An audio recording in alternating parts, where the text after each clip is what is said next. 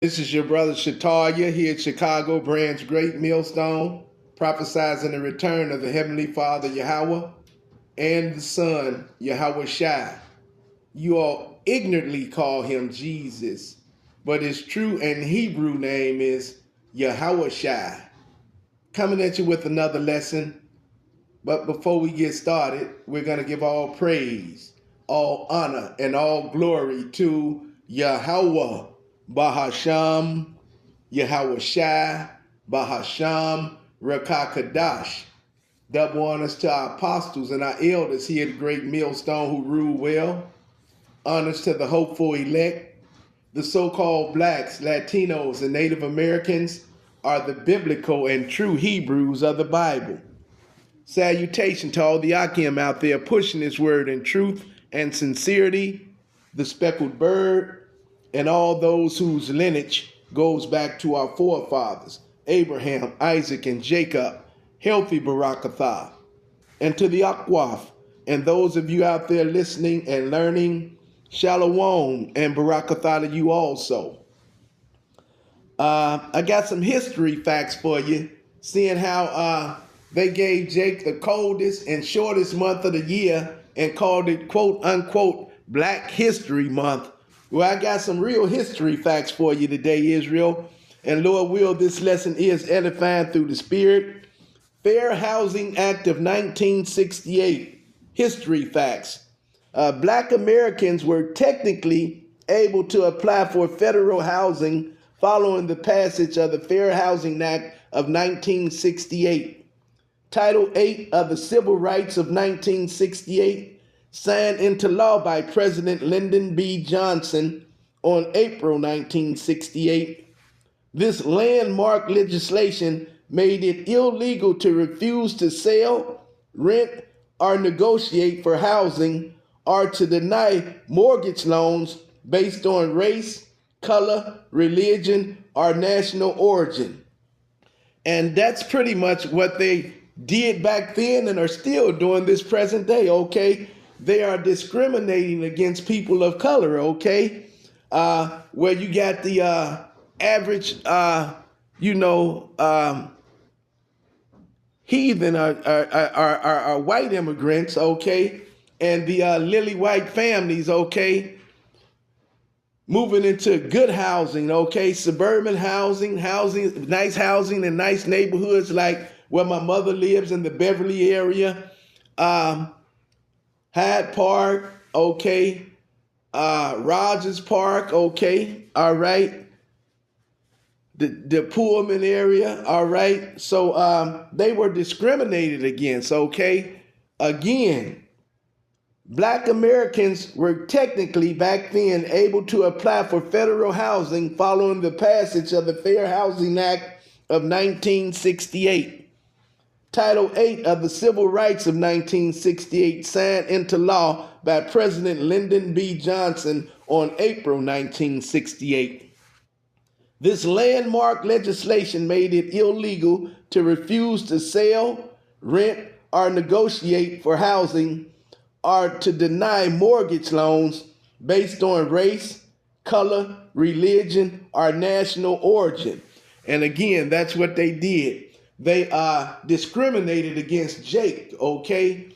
And they let the so-called white people get these housing, okay? And gave them a decent mortgage on it while Jake was discriminated against. Pretty much, let's go here real quick, Israel. Grab a precept and we'll keep reading a little bit further. Let's get James, and let's get James 2, and I need James 2 and 2.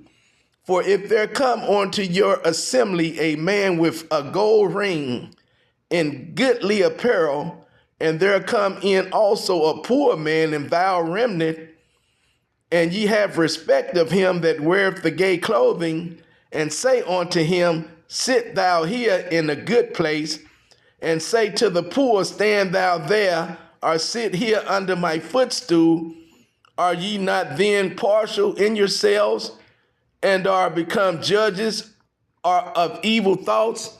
And that's what they did. They kept the good housing, okay, and the nice communities were reserved for lily white families, okay? All right. Average middle class or upper middle class, immigrants. You had to be the right skin tone to get it though. And that's what it was. So, hey, Jake was discriminated against. They had respective persons, all right, then, and they still have that right now today. Those houses were not made available to Jake, okay? All right.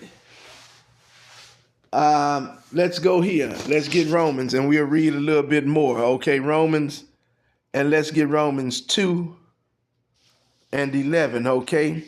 And it says, for there is no respect of persons with God, all right? And what it was, Jake had to get neighborhoods like Pullman, like I just said, all right?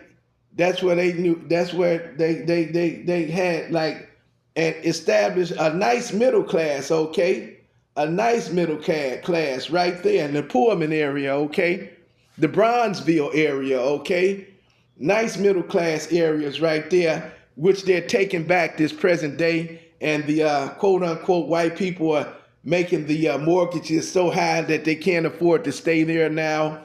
And those were nice areas between Bronzeville and Pullman. Jake did okay for himself back then. But, far as getting those mortgage loans like it talks about, and those good housing in good communities, they were denied that, okay? And that's what this Fair Housing Act of 1968 was based on, okay?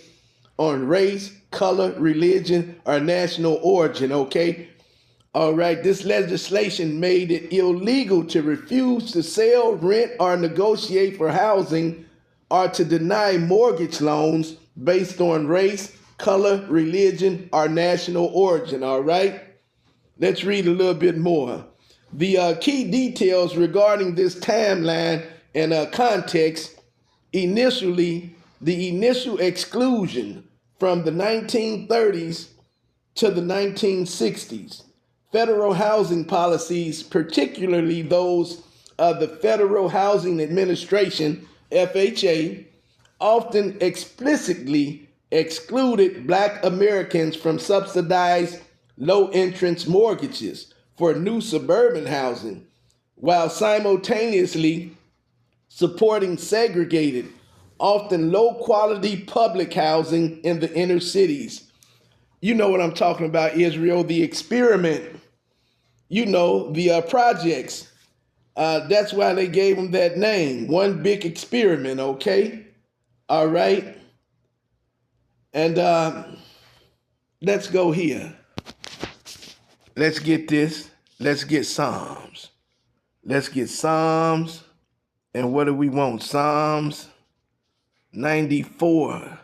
All right, let's grab Psalms 94. All right, and we'll get 94 and 20. Could use that Isaiah 10 and 1, but they line back off each other. Perfect precepts, 94 and 20 in Psalms. Sure, the throne of iniquity have fellowship with thee, which frameth mischief by a law.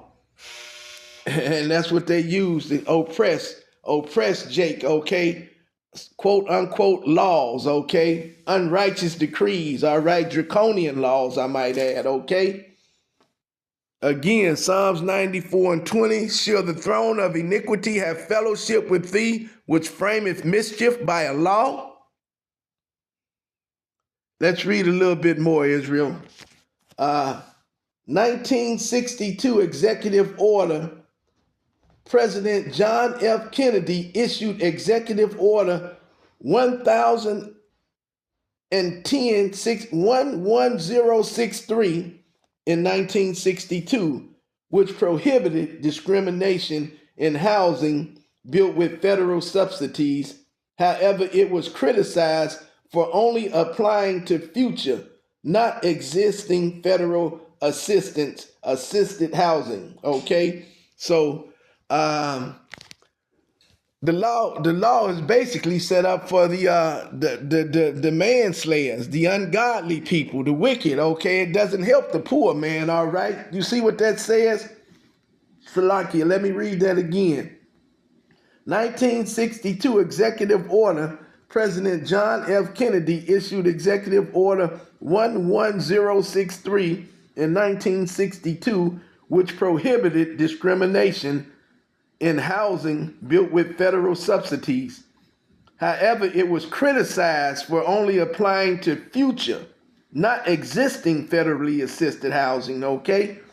So even though it was passed, it meant nothing, all right? It meant nothing. Let's go here. Let's get 1 Timothy. Let's go here real quick. Let's get 1 Timothy and let's get 1 Timothy 1. And what do we want to start about? 10, 9, let me see.